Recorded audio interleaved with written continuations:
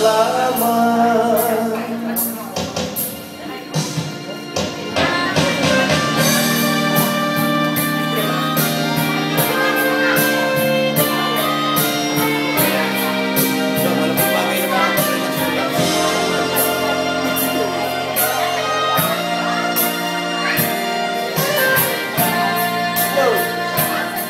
Kung hindi ngayon ang panahon na para sa iyo, huwag mainip dahil ganyan ang buhay sa mundo.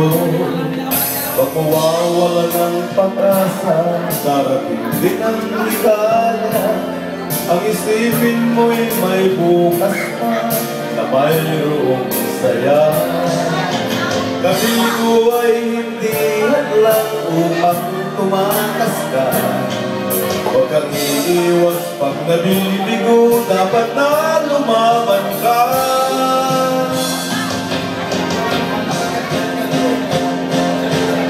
Ang kailangan mo'y tibay ng loob kung mayroong pagsubok man. Ang liwanag